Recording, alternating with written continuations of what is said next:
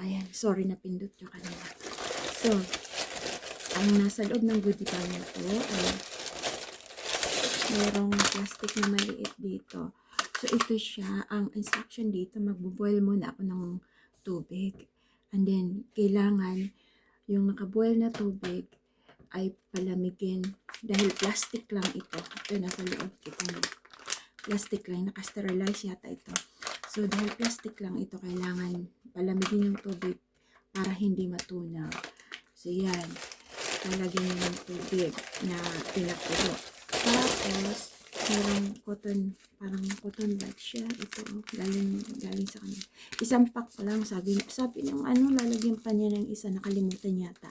Anyway, magkakasya na to kasi ilulublob ito sa tubig na pinalamig, pinakulo na pinalamig. Tapos, pag tinanggal ko ito mamaya, parang, kasi may malagkit sa ano nasa pilik mata ko. Kanina pagising ko, hindi ko maimulat yung aking mata kasi malagkit siya.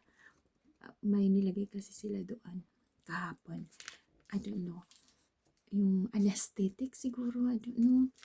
Naka-local anesthetic lang siya. Yung hindi ko na-feel, parang na-feel ko lang yung pag pinipress nila yung something, pinipress yung, siguro yung ano yun, yung lens na nilagay sa loob.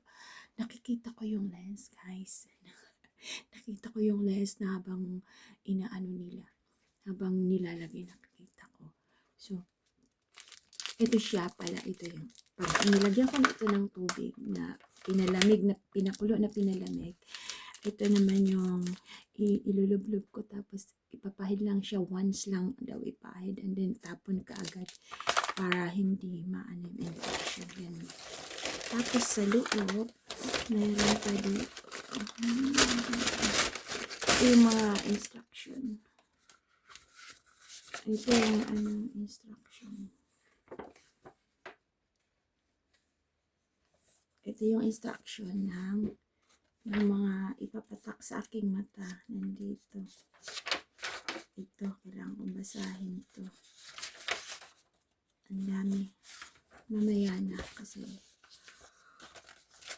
kailangan ko magpapakulura ako ng tubig. Sorry. Tapos ano ba yung mali? Mahirap pa tumingin pag ano, masakit pa sa mata. Medyo masakit pa sa mata pa ano, pero kailangan ko to kasi walang ibang tutulong sa sarili ko kundi ako lang, kasi kami lang ng aking asawa. Kahapon yung asawa ko ang nag-drive. Bawal ako mag-drive pa. Until 2 weeks yata. I don't know. Depende.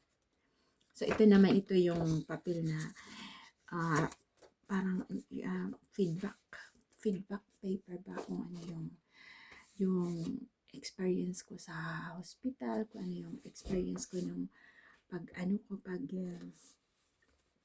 ano yung service nila, kung kaano ba sila kagaling, ganyan. So, ito yun. Dalawa kasi ito siya, iba yung sa nakalagay dito. Iba yung sa feedback ng nurse na naghawak talaga sa akin, and feedback din ito sa sa theater, which is na-amaze talaga ako doon sa ginawa nila. They're very, very careful sa lahat. And then this one, discharge paper. Discharge paper lang ito. Ito yung pagpatunay na lumabas na ako.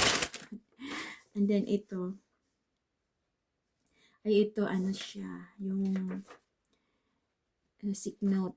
Kasi ipapasa ko to sa trabaho dahil 2 weeks na hindi yata ako 2 weeks yata. 2 weeks pang nakalagay dito. Hindi ko pa na ano.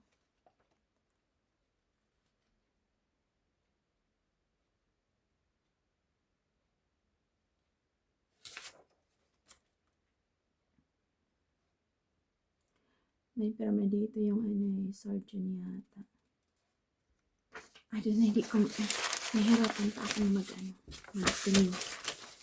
So, anyway, parang nakikita ko na yung resulta ng ito na nababasa ko na maliit na mga ilalabas ko na to kasi ito yung gagamitin natin tsaka ayan muna ang gagamitin natin. And then ito, ilalagay ko muna sa fridge kasi mamaya-maya ko gagamitin pag natanggal ko na yung aking patch.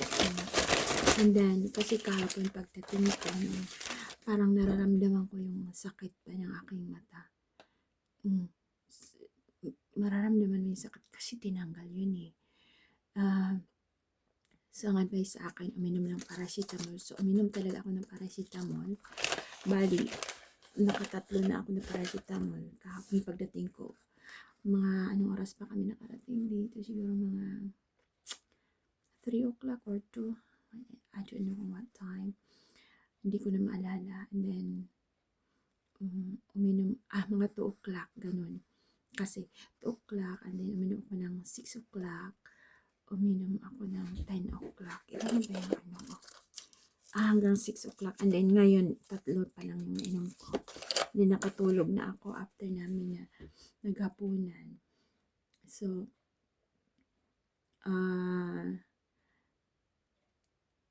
uminom ako ngayon pagkagising ko kasi medyo masakit pa. So, uminom ako ng isa. So, yun. Ngayon, magpe-prepare na tayo ng kasi kailangan ko ito yung tatakan dahil ang isa 4 times a day. So, if patakan ko siya ng mga 6 or 7 o'clock, 7, 8, 9, 10, 11, and then, isa sa umaga, isa sa tanghali, isa sa hapon, tsaka isa bago matulog. Kasi yung malalaki 4 times a day, yung maliliit 3 times a day. Ayan, kailangan kong basahin pa. So ano na kahit magbubuel ng tubig. Ito pa lang. Fresh lang na tubig.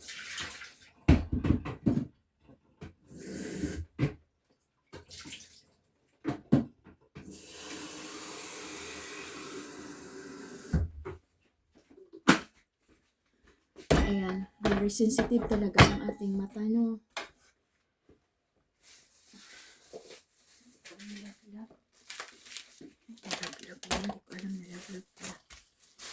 Hindi ko na mamalayo na nalaglag na pala kagabi pagdating ba.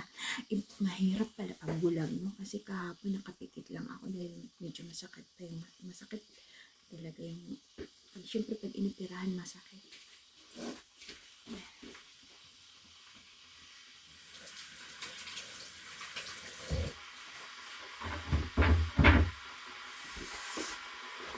Tsaka, ayan, habang nagbubol tayo ng tubig, naikwento ako sa inyo. Kahapon, nung nasa waiting room ako, waiting area, meron akong nakita, sabi ko, parang Pilipina to siya. Pero, hindi kasi ako yung tipo ng tao na na, ano ba yun, yung mangunguna sa pagpansin. Pero, kasi lagi siya ang nag-a-assist ng mga patients doon sa doon sa waiting area. So tinitingnan ko talaga siya tapos pinapakinggan ko yung accent ng English niya ba. Tapos hindi ko na talaga matiis nung sabi ko pag siya ang nag-assess sa akin, tatanungin ko talaga siya kung Pilipina siya. Nung schedule ko na, yung turn ko na ako na ang uoperahan ng mata. Hindi siya ang nag-assist sa akin nung papasok pa lang ako, iba ang nag-assist. Ibang nurse. So, bago ako pumasok sa operating room o sa theater.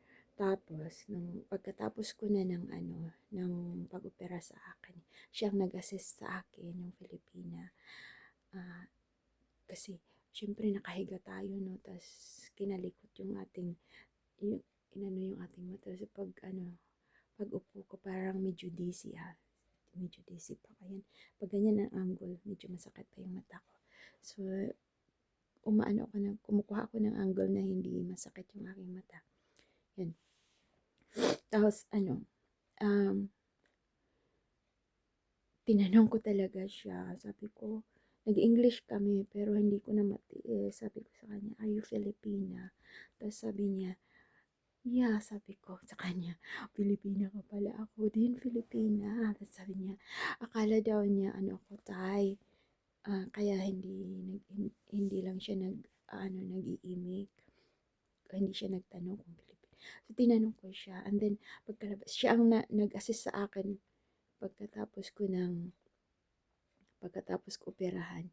Siya ang nag-assist sa akin, kasi umupo ako sa wheelchair kasi parang medyo hilo pa ako. So, siya ang ano sa akin sa wheelchair pabalik dun sa waiting area. Or recovery area, parang ganyan. Tapos paglabas namin, may dalawa pang Pilipina na nandoon sa loob. Oo, mga nurses. Ayun, tas alam ko makati yung loob ng mata ko, nagluluha-luha. Ano, so, ayun, may 3 Pilipina ako doon nakita.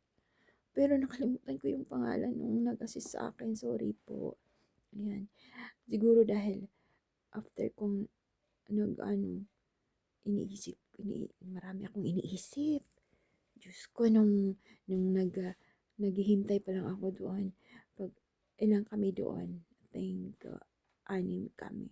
So, yung mga kasama ko, mga matatanda na may edad na. Ako lang yata ang pinakabata doon na doon sa area na yon, sa waiting area, ako ang pinakabata na magpapatanggal ng katarak. So, dahil ako yung pinaka-last, sa 8:00 yung appointment nakalagay doon sa appointment letter.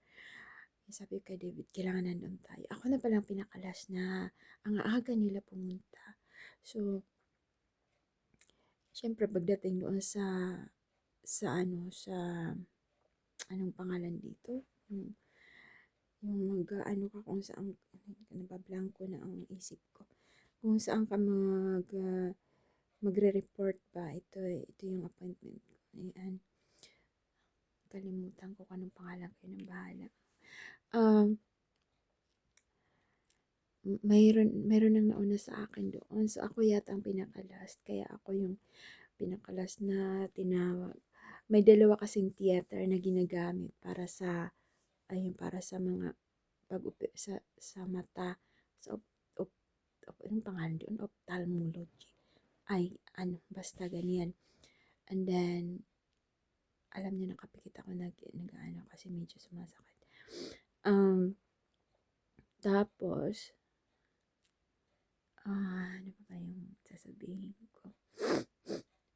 Tapos, every time na may natatapos ng operahan yung katarata. So, nakikita ko may mga na patches. Sabi ko, ganyan pala. So, parang nagiging kalma na rin ako kasi nininervyos tayo. Siyempre, matatoy. Sabi ko nga sa asawa ko, paano pag nabulag ako?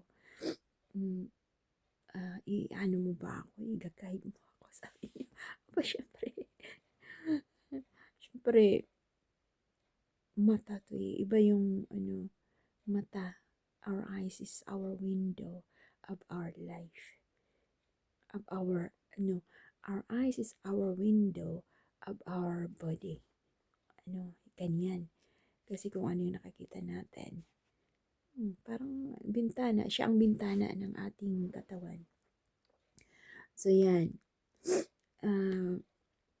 I'm so proud of myself pa na ginawa ko to. Kasi, pagdating ko sa kinukomfort. Kasi, parang nawawala na rin yung nerve ko, yung nervous ko nung nandun ako, nakikita ko lumalabas yung mga success sila. Tapos, ganun sabi ko, okay lang pala. So, nung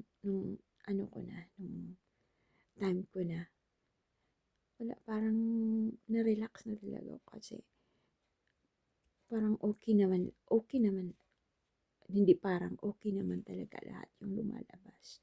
Tapos, merong isa doon na yung before ako ipinasok, mayroong isa na parang complicated yung kanya. Ano yung babae? Hindi siya marunong mag-English, meron siyang translator. Anak yata niya yun. Medyo may edad na siya. Tapos, ang dami niyang ang daming ipapatak sa mata. Kasi, baka, siya, diabetic, parang ganyan. Pag may mga ganyan, at saka ang tagal niya sa operating room. Siya yung pinakamatagal na lumabas. Kasi nung pumasok siya, ano, tatlo na yung lumabas siya, nandoon pa rin. So, ganyan, ang haba na ng aking kwento. Pero ang importante talaga nitong kwento ko ay yung I am so proud of myself na ginawa ko to. Kasi yung tatay ko may katarata at medyo nahihirapan siya kasi matanda na siya. Tsaka sa atin kasi sa Pilipinas, pag nagpa-opera ng ganun, kailangan may pera ka. Mahal ka sa atin. Pero dito, kasi pinagtatrabahoan ko rin tayo. Trabaho ko, so malaki mong kinakaltas, ganyan. So, syempre, tsaka yung nila dito, hindi ako nagbayad nun. Wala ang bayad, tapos yung pinadala sa akin ng mga gamot, walang bayad yun. Yun ay libre. So, hindi naman ibig sabihin na libre kasi nagbabayad din ako ng dito. Nagbabayad ako ng tax, nagbabayad ako ng yung mga tax na kinakaltas sa sweldo ko, napupunta yan doon sa sa hospital, yung mga ganyan, mga public sectors. Public sector siya kasi yung hospital na pinuntahan ko, yan ay hindi siya private. Kasi pag sa private, mahal ang bayad. Nasa 4,000 pounds, which is, I can't afford. Yan, so, ayan, papalamigin ko lang yung yung, yung pinakulo kong tubig, and then, yan ang gagawin ko. Siguro, after 30 minutes or an hour, kasi matutunaw yung plastic pag masyado pang mainit yung tubig. Ayan. So, yan na muna ang i-share ko ngayon. And then, mamaya, baka igawa kong part 2 para hindi anong mahaba yung vlog. Gawin kong part 2. Yung paglilinis, yung pagtanggal ko nito, and then paglilinis, at saka yung pagpatak. Yan. So, ito yung ating day 1. Titingnan ko mamaya kasi parang nakikita ko na talaga na siya, parang maliwanag. Parang lumiwanag yung aking paningin. Oo, lumiwanag na talaga yung aking paningin compare sa before. Ay, ito nga pala, nagulat ako kahapon kasi nung sinabing, yung surgeons yata or siya yung assistant ng surgeons, yung last na nag-interview sa akin, sabi, tapos nung sinabi niya na, both eyes daw, tapos, yun, sabi ko, unahin mo na yung kaliwa, kasi yun daw ang worst, sabi nung nag-ano ng mata ko, yung tumingin. So, yung kaliwa muna pinauna ko, and then after nun, nagpahinga muna sila, and then, atong kanan naman. Grabe. Medyo natakot muna ako nung una kasi, alam ba yung before ako, the night before, nung nakaraang gabi, the night before na nagpa-opera ako, medyo hindi ako makatulog kasi, syempre, iniisip natin, sana maging success, ganyan. Pero, nanood muna ako sa YouTube, tsaka yung sa mga feedback, marami naman yung mga positive feedback. Kaya isa rin yun sa nagpalakas ng loob ko na umentas yung asawa ko. Sabi niya, you have to do that. Kasi alam niyang hirap akong hirap akong hirap na ako dahil parang yung pag naglalakad niya kami, pinapabasa ko sa kanya yung kung nababasa niya yun, tapos ako hindi ko mabasa. Nagtatry ako na from a distance, inaano ko kung nababasa niya. Ako hindi ko nababasa kasi ano na nga, yung natatabunan na ng katarata yung aking eyeballs. Alam mo kung saan nanggagaling yung ganyan. So, yun ang kinuha nila, yung tinanggal niya yung katarata. Tapos, pinalitan ng lenses yung aking mata. Nakikita ko, guys. Oh my God. Nakikita ko. Nilagyan nila ng ano ba yun, yung local anesthetic. So, itong mata ko lang, yung parang nagnumb. Pero nafe-feel ko pa rin, syempre, pag pinipress nila, nahawakan nila ako, nafe-feel ko yun. Pero yung doon mismo sa loob ng mata, nafe-feel ko, medyo nafe-feel ko lang. Pero hindi ko nafe-feel yung sobrang sakit. Ganyan. Nakikita ko yung lenses na nilalagay nila sa aking mata. Kasi nakaano yun nakamulat lang yan. May nalagay silang blue na parang para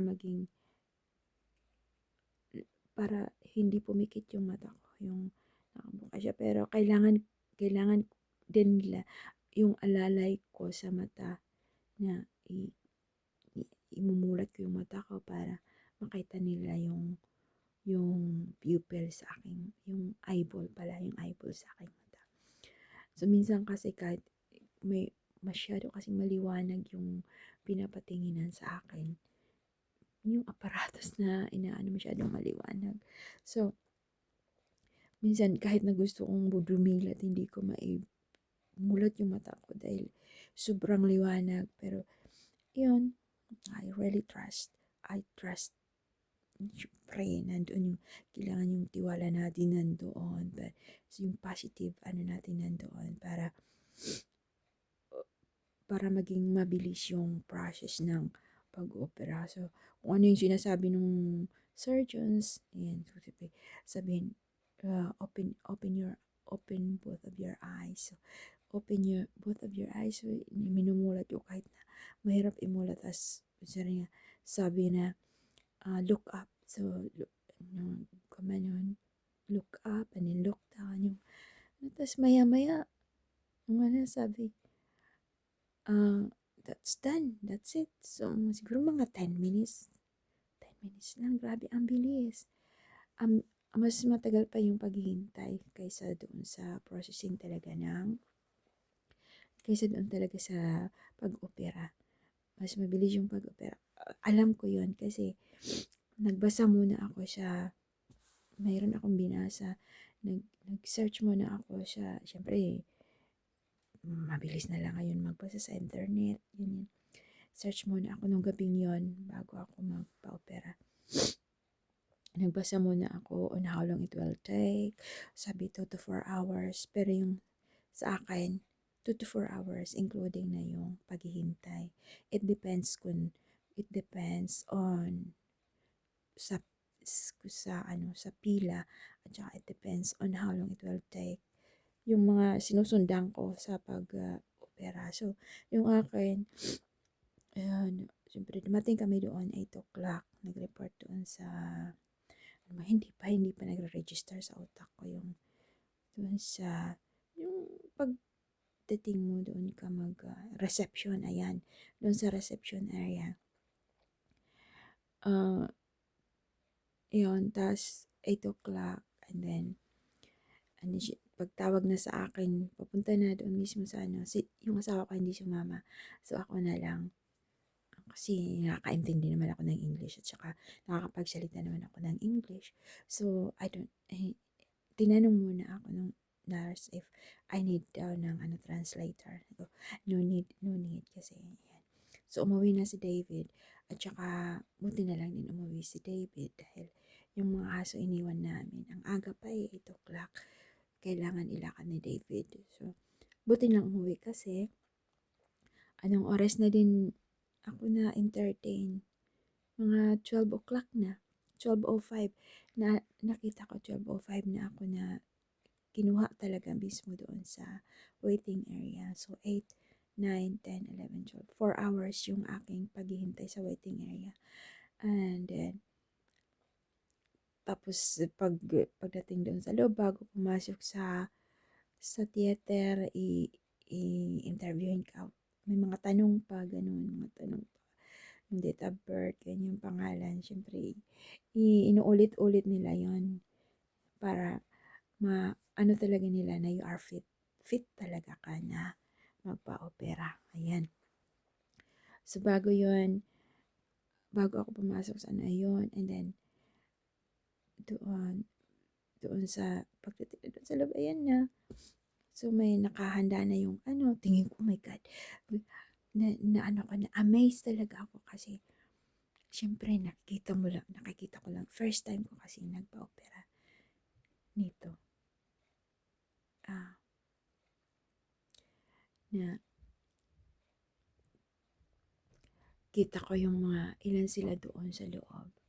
Kasi meron din yata mga student doon na yung nag-observe sila sa pag-opera. So, I think, if I'm not wrong, 1, 2, 3, mga 6 siguro yung nandoon sa loob or 5. Iba yung nakasuot sila ng, syempre pag nag-opera, ganun. Sabi ko, mapanood ko lang to sa sa YouTube or sa TV na ganito. So, naka-prepare na yung aking higaan. Inaano talaga ako ng nurse. Relax lang, ganun. Relax naman ako kasi kinukomfort talaga. Then, nakaano na yung higaan. Tapos, sabi ko, oh my God, yung aparato ba na malaki doon. Ito pa lang itsura dito sa theater, sa loob ng theater. Tapos, ayun na. Inoperahan na talaga pag nagpwesto na ako, nakahiga na ako. Kasi nakahiga talaga. Yun na, may nilagay sa aking mata na blue thing. Tapos, parang parang laging nakamulat yung mata ko. And then, tapos iba lang yung nasa computer, iba yung may nag-a-assess. Basta, na-amaze talaga ako sa ginawa nila.